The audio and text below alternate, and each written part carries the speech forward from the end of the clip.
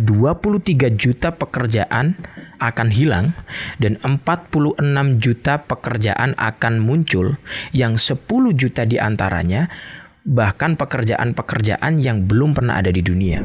Audio aman? Audio split and action. sorry. Oke.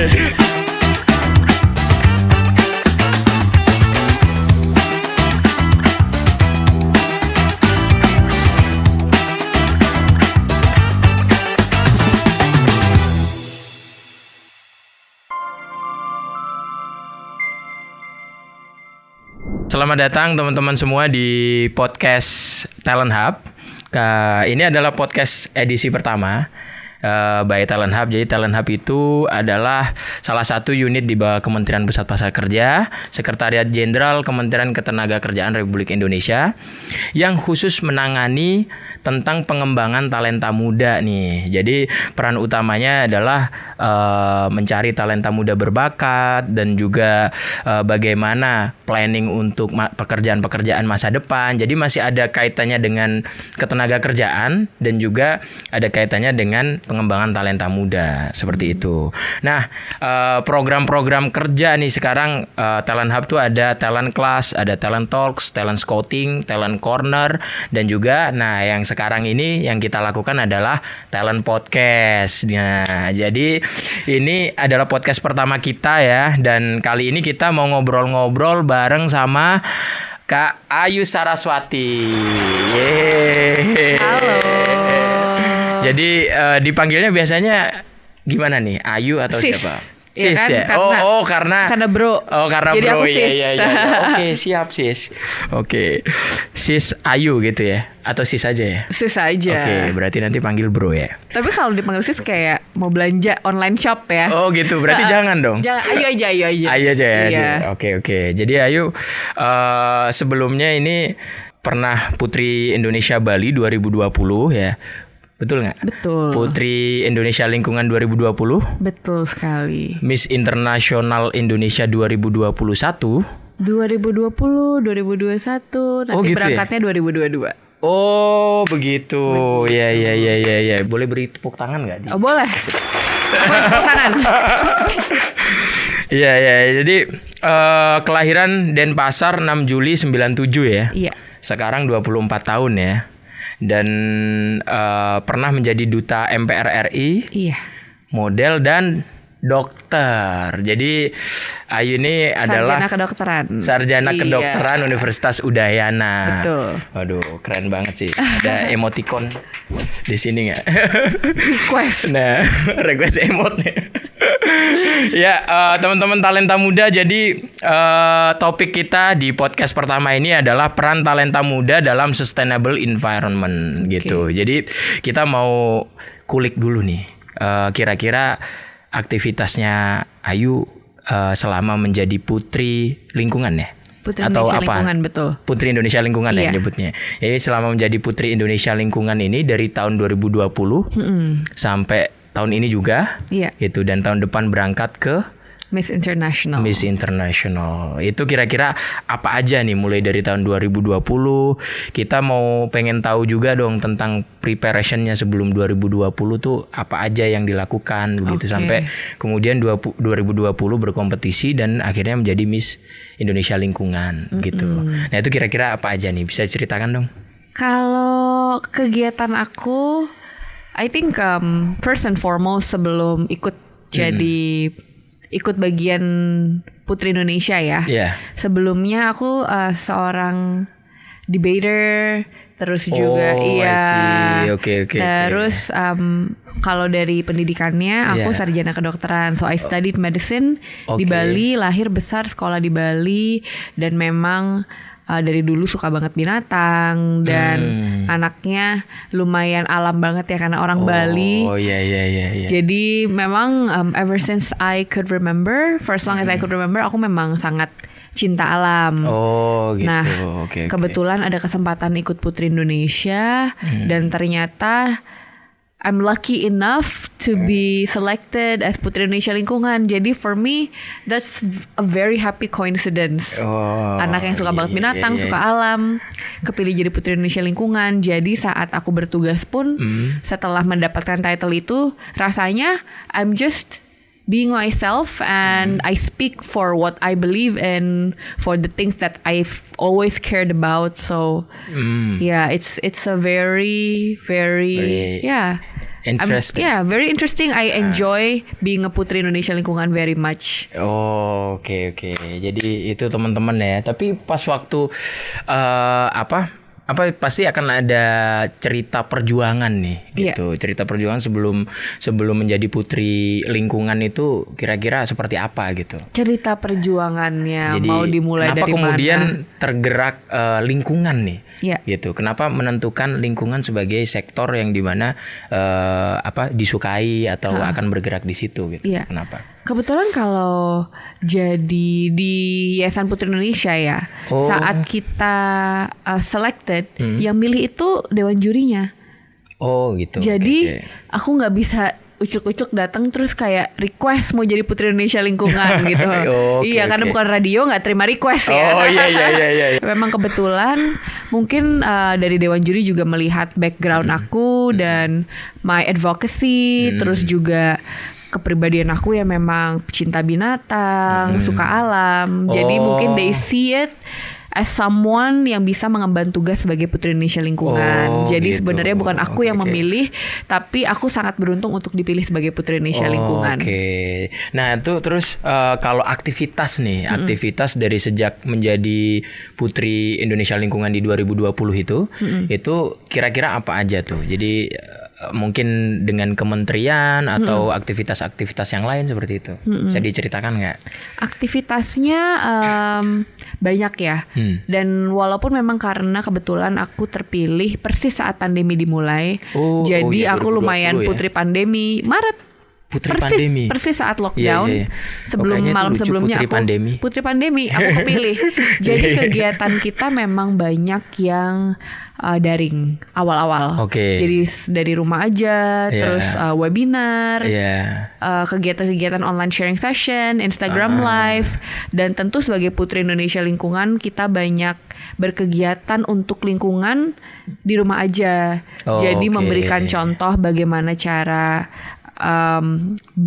berbuat baik untuk lingkungan walaupun kita sedang dalam masa lockdown. Gitu. Contohnya kayak gimana nih? Kayak merawat jadi kalau kita bisa punya tanaman di dalam rumah, terus juga conserving energy, it is very important karena biasanya saat kita di rumah aja kita nggak aware sama energy consumption kita, karena kita kan we spend the whole day at home. Nah itu yang kayak kita raise awareness tentang energy consumption, terutama saat lockdown. Terus sempat kegiatan Earth Hour juga, WWF. Terus kita campaign bagaimana cara memilah sampah. Jadi kegiatan-kegiatan yang baik untuk lingkungan walaupun dilakukan dari rumah saja. Nah, saat keadaan sudah membaik, baru mulai kegiatan-kegiatan di luar rumah. Di situ ada beberapa agenda traveling dengan kementerian, sharing session, terus juga ada invitation untuk bicara di beberapa kegiatan dan event.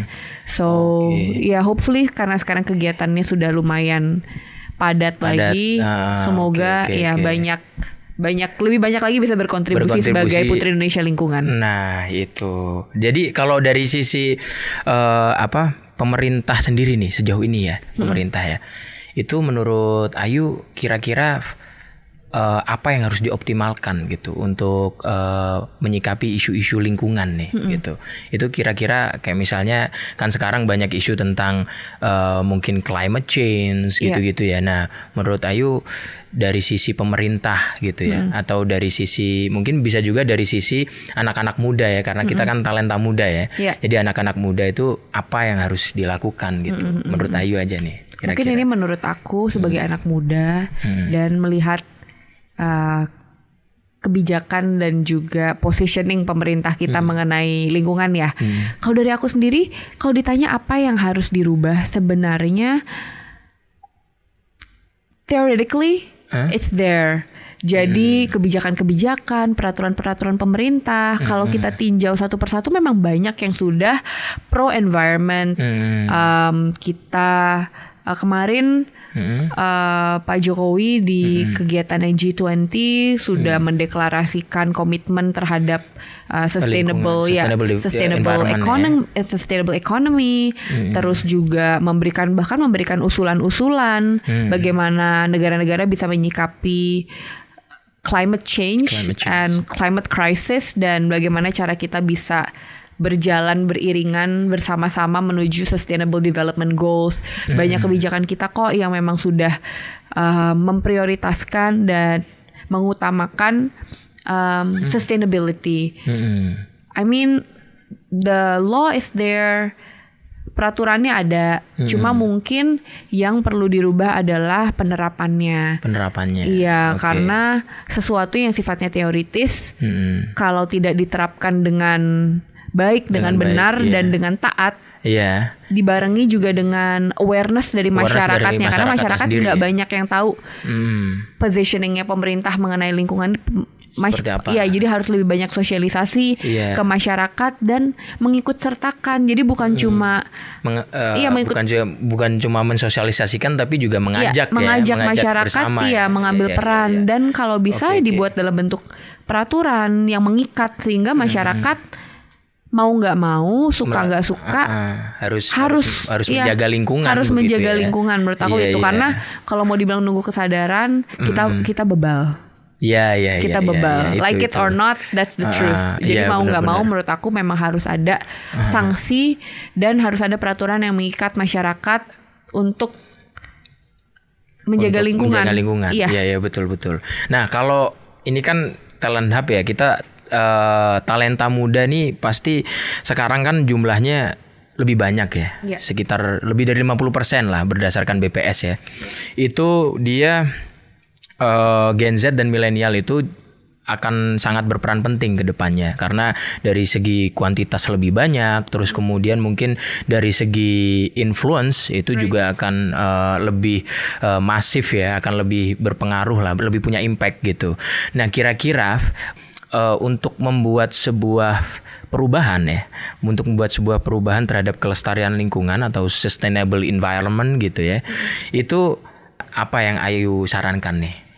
Kalau dari aku, first and foremost, menurut aku yang paling penting itu adalah mindset change. Mindset change regarding green lifestyle. Menurut aku masih banyak miskonsepsi, terutama dari generasi kita yang melihat green lifestyle atau kegiatan atau lifestyle yang ramah lingkungan itu sebagai gerakan kelompok. Jadi memang kelompok pecinta lingkungan, kelompok yang peduli lingkungan. Pas lagi bareng-bareng aja nih gitu. Pas lagi sendiri nggak? Itu satu. Dua, ya mereka lihat itu kan mereka, bukan saya. Jadi mereka kan memang pecinta lingkungan. Ya itu kan grup yang suka mengutin sampah. Itu kan grup yang peduli banget sama binatang, misalnya seperti itu. Padahal if you think about it, living a sustainable lifestyle and living a green lifestyle, it's no longer an option, bukan gaya hidup atau pola hidup kelompok. That's kind tapi of ini sesuatu responsible yang of humans. It's each and every one of us yang harus melakukan itu secara bersama-sama, dan ini masalah survival. Jadi udah bukan kayak hobi atau senang-senang aja, tapi kalau kita nggak lakuin ini, it's dead or life, you know. Itu mindset yang menurut aku kadang kita belum punya. Jadi mindset of change, sense of urgency-nya tuh nggak ada. Oke. Untuk hal-hal yang baik untuk lingkungan atau mengurangi konsumsi atau berkegiatan yang merusak lingkungan. Nah, itu kalau kita lihat ya, itu ada pernyataan ini, kita balik lagi ke yang makro lagi ya. Kita coba bawa balik lagi ke makro. Joe Biden itu, Presiden Joe Biden pernah mengatakan bahwasanya Indonesia mungkin direkomendasikan untuk mengurangi dampak dari climate change around 30% gitu ya. Nah, lalu kemudian Indonesia akan punya peran di situ nih gitu. Nah, tapi gitu, seringkali itu bertabrakan dengan kebijakan pembangunan. Nah, itu. Nah, kebijakan pembangunan, how to make it balance gitu ya, antara kebijakan pembangunan ataupun kebijakan ekonomi ya dengan kebijakan lingkungan gitu. Nah, ini kayaknya akan jadi challenge nih bagi sahabat-sahabat talenta muda ya. Karena masa nanti itu adalah masanya kita. Gitu. Mungkin masa sekarang juga masa kita kan? Iya sih, masa sekarang juga masa kita gitu. Nanti pas waktu mungkin 2030, 2045 begitu bahkan ya. Mungkin saat kita benar-benar ada di kursi yang ya udah kita ada yang jadi menteri, ada yang berperan sebagai aktivis atau berperan di DPR atau berperan sebagai perusahaan begitu ya. Nah, itu artinya itu akan menjadi responsibility kita nanti untuk berinteraksi terkait dengan salah satunya lingkungan gitu. Betul. Kan. Nah, sebelum 2030 lah, 2021 hari ini coba kita bahas dulu. Ini nanti itu kan akan jadi beban kita bersama nih, gitu kan. Nah, artinya gimana caranya kita itu yang tadi ngebalancein antara kebijakan kita di ekonomi atau pembangunan dan juga kebijakan kita di lingkungan begitu. Nah, itu kira-kira menurut Ayu gimana tuh? Saran dan strategi yang ke arah sana gitu. Kalau dari aku mungkin kalau aku nggak bisa ngomong praktikalnya ya, karena tentu kalau mau ditanya bagaimana cara menyeimbangkan kebijakan ekonomi dengan sustainability dan juga pembangunan infrastructure ekonomi, mungkin I don't have the practical answer to that. Karena that's out of my expertise. Itu kan pasti ada yang ininya ya, yang ahlinya di bidang tersebut. Tapi kalau dari perspektif aku sendiri sebagai pecinta lingkungan dan sebagai generasi muda lah ya, I can safely say that there is a big misconception going on. Jadi banyak banget dari kita yang berpikir bahwa sustainability atau keberlanjutan yang baik untuk lingkungan dan pembangunan ekonomi, infrastruktur itu dua hal yang berantem gitu loh. Iya, padahal tidak. Kawin. Padahal tidak. Padahal enggak. Padahal sebenarnya tidak seperti itu. Iya. I think a lot of you are already familiar with the term of green economy, terus a sustainable economy. Sebenarnya dua hal itu bisa disinergikan dan bisa dijadikan suatu kesatuan. Memang I know it's not easy. Of course there's going to be big changes happening apabila kita ingin tetap membangun, tetap memberikan welfare kepada masyarakat, tapi at the same time menjaga dan melestarikan kondisi bumi kita. Iya, betul. Cuma yang harus kita pahami adalah ya memang you must do it in balance. Gak bisa bilang kita mau pembangunan semasif-masifnya, kemakmuran sebesar-besarnya, and that's it. Karena tentu pembangunan yang semasif-masifnya dan pembangunan yang sebesar-besarnya, dampak lingkungan dan dampak nanti di kehidupan kita akan masif juga. Betul.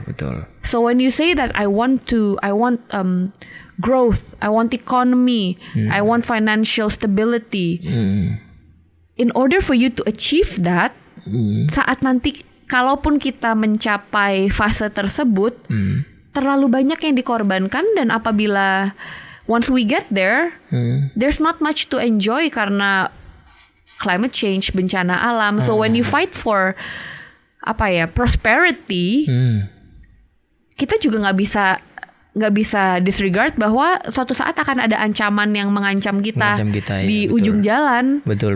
If we keep on prioritizing economy, so when you say I want to prioritize welfare, saya ingin memprioritaskan rakyat, kemakmuran. Rakyat nggak mungkin makmur kalau tempat kita tinggal penuh bencana nantinya. Betul. Itu loh mindsetnya. Setuju. So I think what needs to be understood is harus ada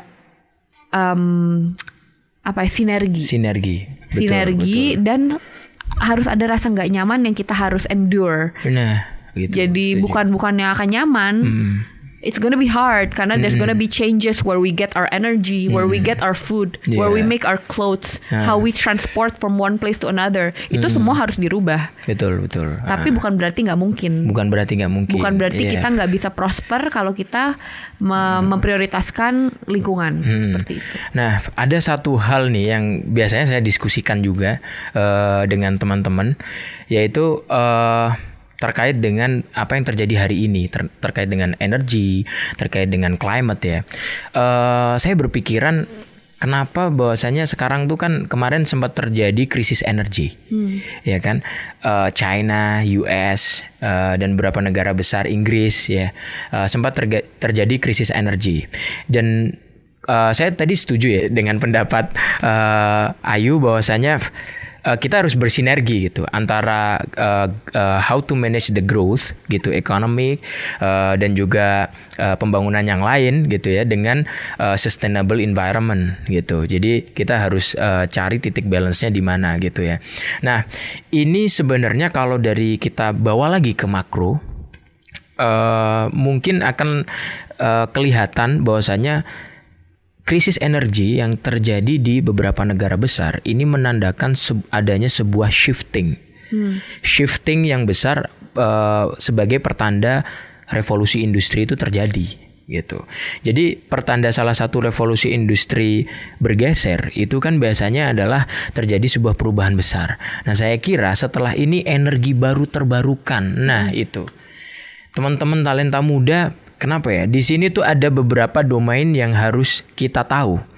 Ada konsekuensi loh di sini, yaitu misalnya kita mulai meninggalkan energi berbasis fosil, ya kan? Jadi kita bergeser ke energi ini karena itu ada pengaruhnya ke lingkungan juga kan. Nah, energi berbasis fosil, pekerjaan-pekerjaan yang ada di situ pasti juga akan berubah, gitu kan. Dan perkembangan teknologi mendorong itu semakin cepat gitu ya. Nah, artinya apa? Riset McKinsey yang selalu dibawakan di Kementerian Ketenagakerjaan adalah 23 juta pekerjaan akan hilang dan 46 juta pekerjaan akan muncul, yang 10 juta diantaranya bahkan pekerjaan-pekerjaan yang belum pernah ada di dunia.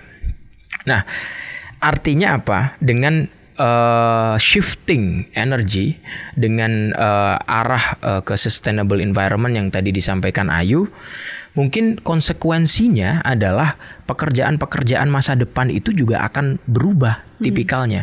Bahkan 10 juta diantaranya tidak terdeteksi gitu. Bisa jadi itu kan kalau kita generasi alpha, Ayu generasi milenial ya, saya generasi milenial, Ayu Gen Z ya.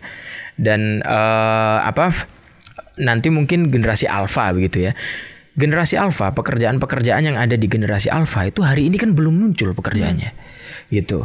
Jadi teman-teman kayak mungkin satu hal yang teman-teman harus aware adalah konsekuensi dari sebuah perubahan besar, shifting besar ini kita harus maknai semuanya akan berubah, termasuk pekerjaan-pekerjaan masa depan yang hari ini menjadi isu di Kementerian Ketenagakerjaan, yaitu future jobs gitu. Jadi future jobs teman-teman, World Economic Forum kemarin tuh udah merilis ya 2020 pekerjaan yang akan rising di rentang 2020 sampai 2025.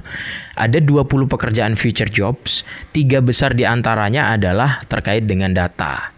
Yaitu data science specialist, machine learning, dan juga artificial intelligence.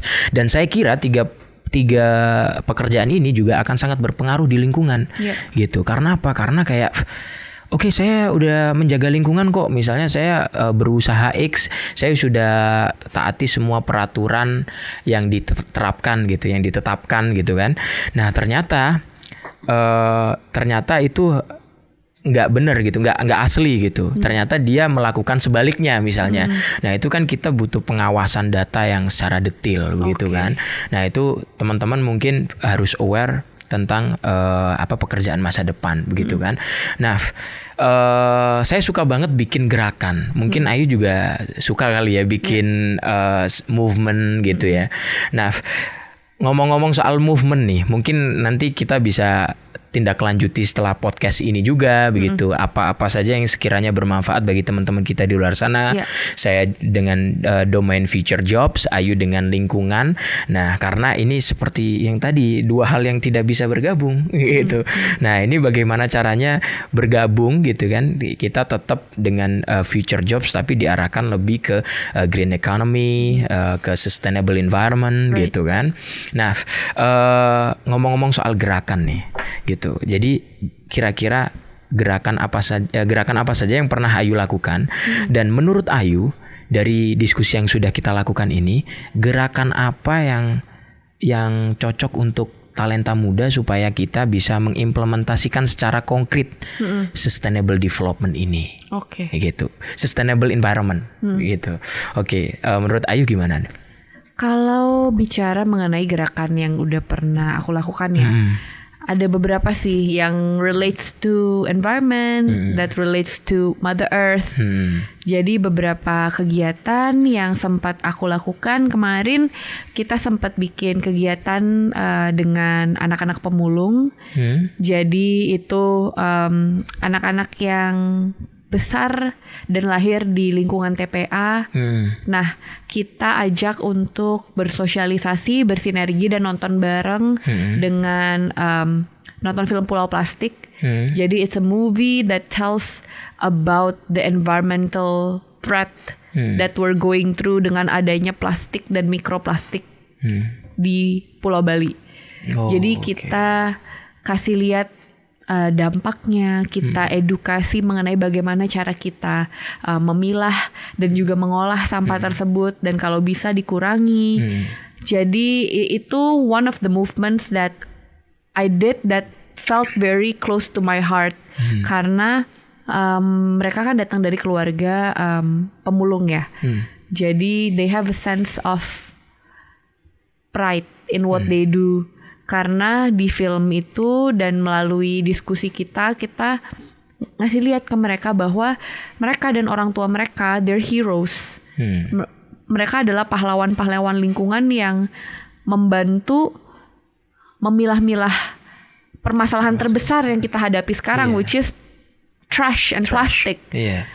So hopefully dengan adanya gerakan itu, anak-anak bukan hanya lebih aware mengenai bahaya dan juga dampak plastik di lingkungan, tapi juga I hope they have confidence in themselves that they are change makers, dan semoga mereka bisa membuat perubahan yang lebih besar lagi. Seperti itu sih kalau dari kegiatan. Dan kalau harapan yang bisa dilakukan oleh talenta-talenta muda, there's so much. Even for me, menurut aku yang penting adalah yang pertama dilakukan dari kegiatan yang kita lakukan sehari-hari. Jadi dimulai dari rumah aja, kita conserve energy. Terus ada pohon di sekitar rumah atau menanam yang hijau-hijau lah di sekitar rumah aja. Terus kita belajar cara composting, memilah sampah, upcycling, recycling, reducing, reusing again. Terus banyak banget hal-hal yang sebenarnya kita bisa lakukan dari rumah aja. Conserving energy, water, terus repurposing air. Jadi air yang ditampung, misalnya air hujan bisa digunakan lagi, di repurpose lagi untuk menyiram tanaman. Jadi dimulai dari hal-hal yang menurut aku sifatnya gampang dan dapat dilakukan sehari-hari. Daily activities ya. Dan kalau mau ngomong gerakan, yang penting adalah gerakan yang close to your heart. Bukan gerakan ikut-ikutan. So if you have passion in upcycling, or you have passion in fashion, bisa design fashion items tapi menggunakan bahan-bahan yang di upcycle. Terus kalau memang teman-teman ada yang passionate tentang binatang, ya udah volunteer for animal conservation. Jadi do something that's good for the earth, but do it because you love it, and do it because memang hatinya di sana, karena dari sana baru mulailah berkelanjutan kegiatan itu. Oh gitu. Oke. Jadi teman-teman itu beberapa contoh ya. Jadi yang mulai dari aktivitas-aktivitas kecil kita di keseharian lah ya, daily activities itu kita udah bisa melakukan upaya untuk melestarikan lingkungan dan itu kayaknya kita harus mulai aware tentang hal itu. Millennials dan Gen Z tidak boleh tutup mata ya, terutama ini tutup mata tutup telinga dengan hal yang berkaitan dengan environment, karena ini udah se-urgent itu gitu ya, se-urgent itu. Jadi teman-teman dalam melakukan apapun tadi yang seperti dibilang Ayu, passionnya dimanapun, apapun yang teman-teman lakukan, usahakan memasukkan unsur-unsur kepedulian lingkungan di situ gitu. Jadi itu sangat penting ya teman-teman talenta muda. Jadi kita tidak hanya sekedar menjalankan aktivitas, tapi kita juga udah mulai dewasa dalam conscious dan kita juga udah aware dengan isu-isu lingkungan tersebut gitu. Jadi kita harus melestarikan lingkungan seperti itu.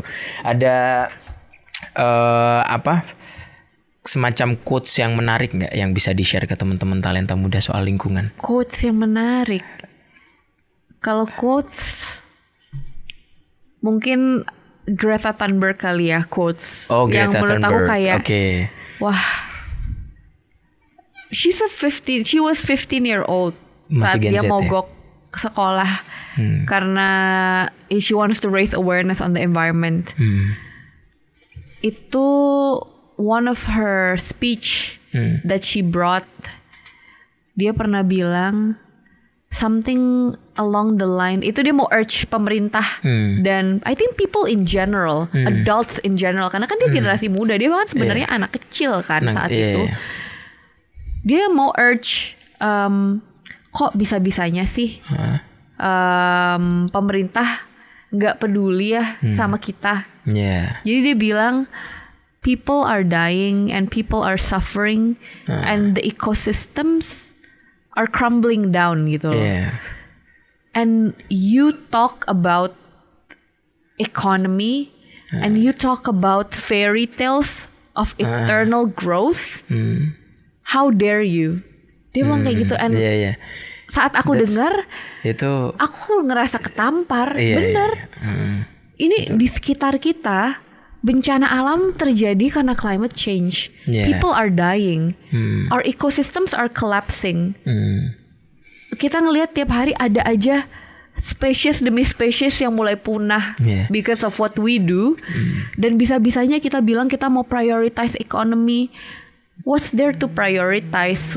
What is economy when there's no water, there's no earth, there's no habitat for us to live, and we cannot eat money gitu loh. Jadi that is something that I remind myself of.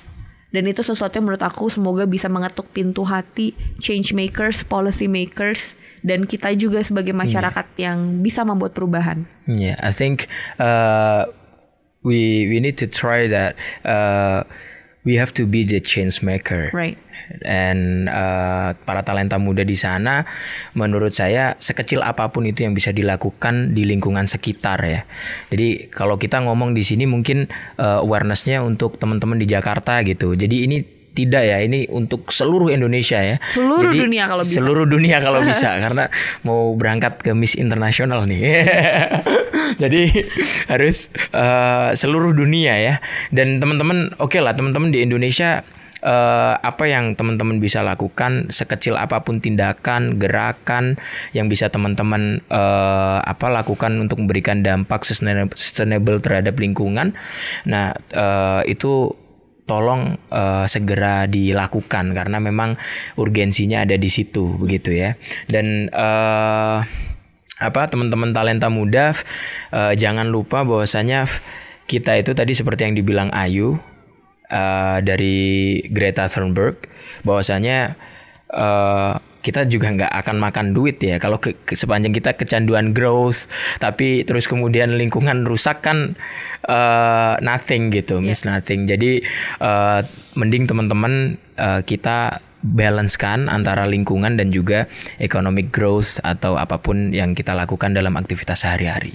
gitu. Dia boleh buat talenta muda, boleh buat pemerintah gitu. Talenta muda, pemerintah gitu. Keren. Ya kebetulan Talent Hub ini kan part of pemerintah juga ya, part of government yang saya berkali-kali bilang juga dengan teman-teman Talent Hub bahwasanya we are part of the system.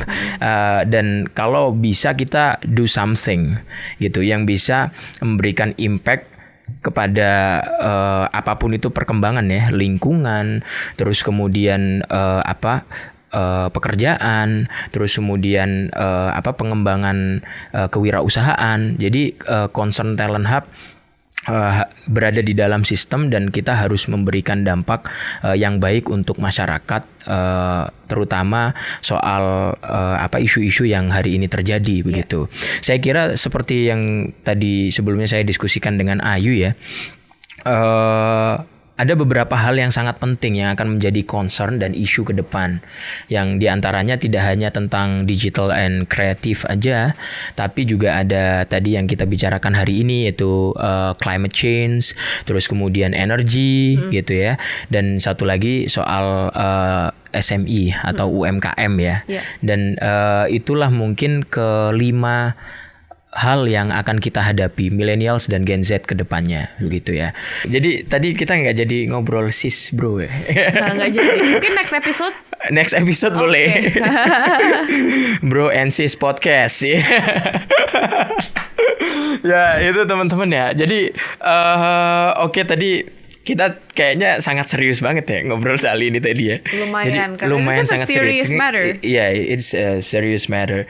Dan menurutku kayaknya ini perlu kita tindak lanjuti dengan sebuah gerakan ya, or movement yang itu bersifat nasional begitu. Bersifat nasional, bisa dilakukan oleh siapapun, dan itu menyasar segmennya adalah millennials dan Gen Z. Gitu, karena memang perubahan-perubahan ini akan diciptakan oleh millennials dan Gen Z ke depannya gitu.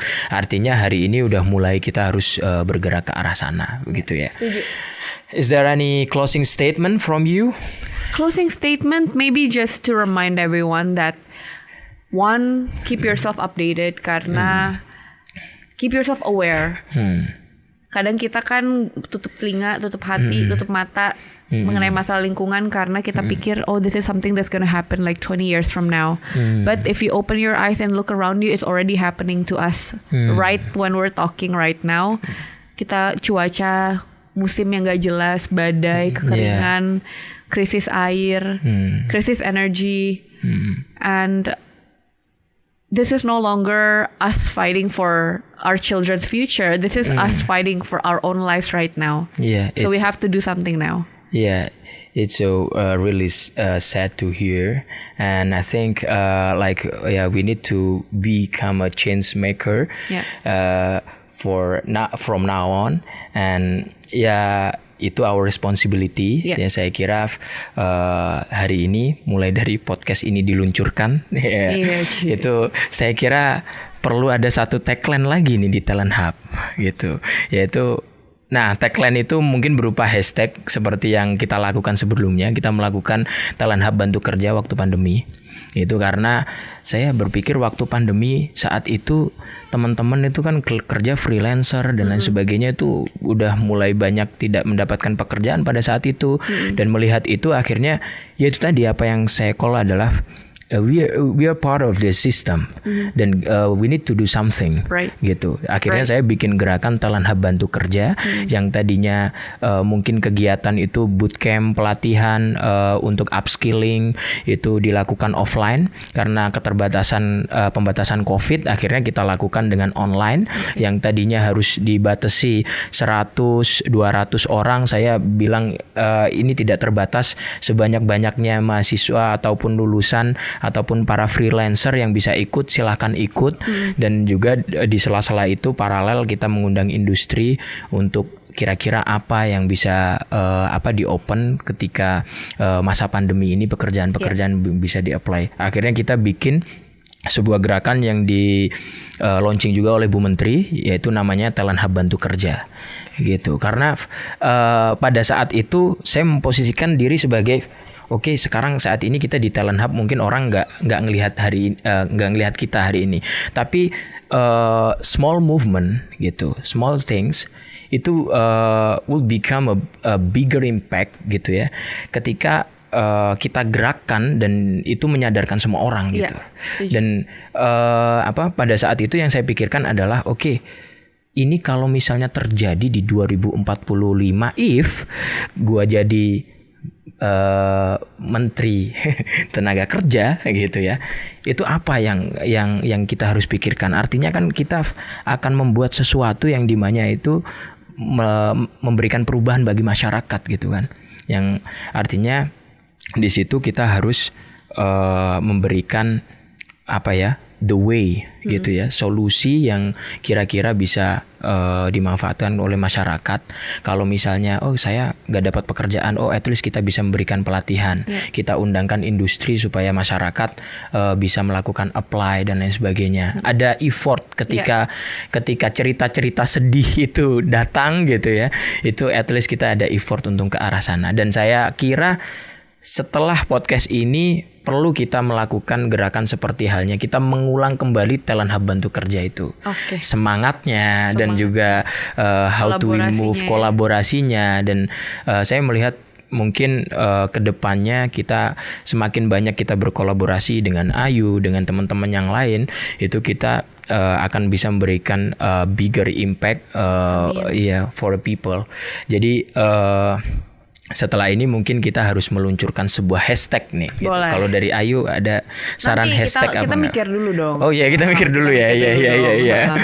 Jadi nanti mungkin Talent Hub apa begitu ya. Kita harus buat hashtag itu, karena kayaknya 2022 kita harus lebih masif lagi ya. Amin. Jadi gimana kalau misalnya kita podcastnya itu harus turun di setiap kota begitu, Fer? Iya, atau tidak hanya kota ya. Kita podcast outdoor yang di situ memang ada isu lingkungan di situ. Boleh. Misalnya tentang isu sampah dan lain sebagainya gitu. Boleh. Itu akan lebih more interesting, I think. Tos dulu, bro. Iya. Oke, itu aja dari saya. Dari Ayu mungkin ada tambahan lagi. Aman. Dari Ayu aman ya guys. Jadi saya kayaknya aman juga. Aman aja. Jadi itu teman-teman. Jadi kalau misalnya teman-teman mau ada saran, masukan, ini nanti kita akan diposting di ini menghalangi nggak sih? Kita akan diposting di YouTube channel, terus kemudian kita mungkin akan posting di Spotify dan beberapa kanal lain yang nanti bisa kita akses. Nanti kita juga akan post di website kementerian. Gitu. Jadi supaya lebih mengenal lagi nih, karena ini kita nge-planning, sedang diskusi tentang sebuah movement yang setelah ini kita akan berikan surprise ke teman-teman. Gitu. Jadi sekali lagi tepuk tangan buat Ayu. Tepuk tangan juga buat Mas Lutfi. Jadi gue harus kayak gini nggak? Gitu. Oke, teman-teman, itu saja mungkin dari saya. Terima kasih banyak. Jangan miss ya. Kalau miss karena kita akan miskomunikasi. Oke. Jadi terima kasih banyak Ayu. Makasih. Sis Ayu. Jadi terima kasih. G Ayu. Oh, kalau Bali itu G. Iya. G itu apa artinya? D. G. Panggilan cewek. Oh, panggilan cewek. Kalau cowok apa? Gus. Wah, Gus. Kalau Gus itu kalau di Jawa anaknya kiai punya pesantren. Okay. Katanya saya mau dikasih Gus honoris causa aja. Jadi kan kalau dokter bisa kasih honoris causa ya. Katanya ini hari-hari ini saya dengar Gus Umam bisa memberikan Gus honoris causa. Jadi Gus honoris causa Lutfi ini. Oke, untuk G Ayu, Jadi terima kasih banyak. Terima kasih dalam bahasa Bali. Suksema. Matur nuwun. Matur nuwun. Nuwun. Thank you. Thank you semuanya dan sampai jumpa di podcast berikutnya. See you. Yes, ya. Dadah.